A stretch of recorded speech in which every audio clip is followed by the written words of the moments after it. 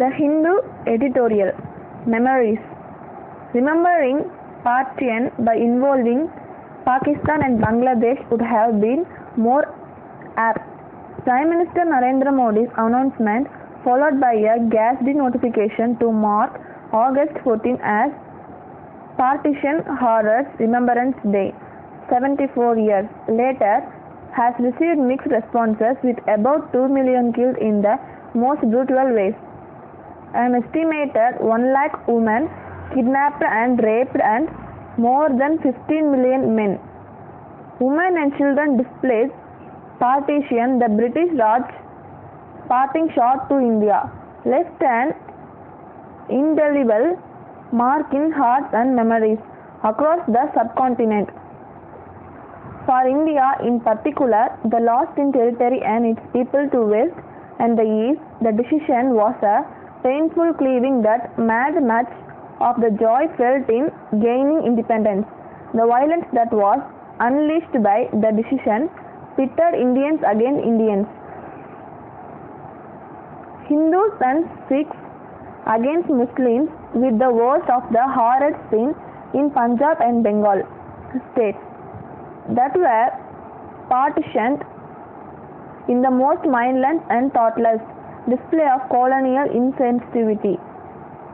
These stories have remained in public memory as India consciously chose to set aside its pain and greet Pakistan on its birth, and attempted to carve out a distinct secular identity as it sought to develop itself. The scars were not forgotten, but borne with fortitude and a desire to move on from them.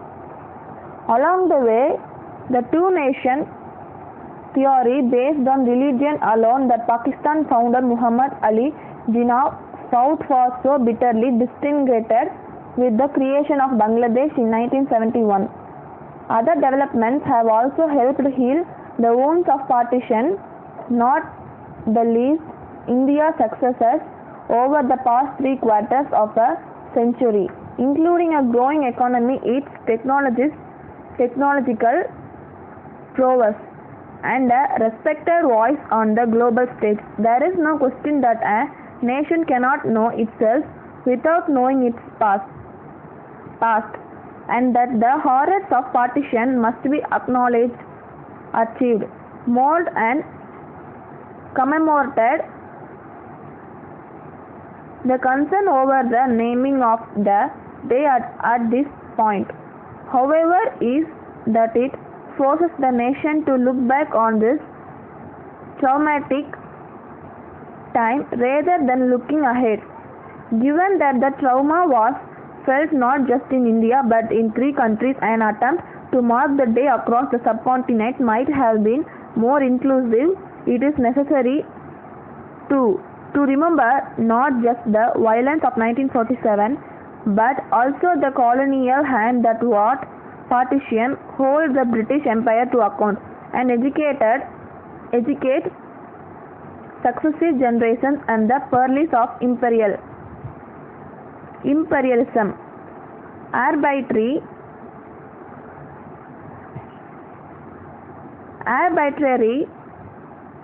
map making, and showing religious divides in order to rule. The Prime Minister's reasoning that the nation must be reminded of the need to remove the poison of social divisions, disharmony, and further strengthen the spirit of oneness, social harmony, and human empowerment. It's welcome, but this is an effort to be practiced every day, not just one day in the year.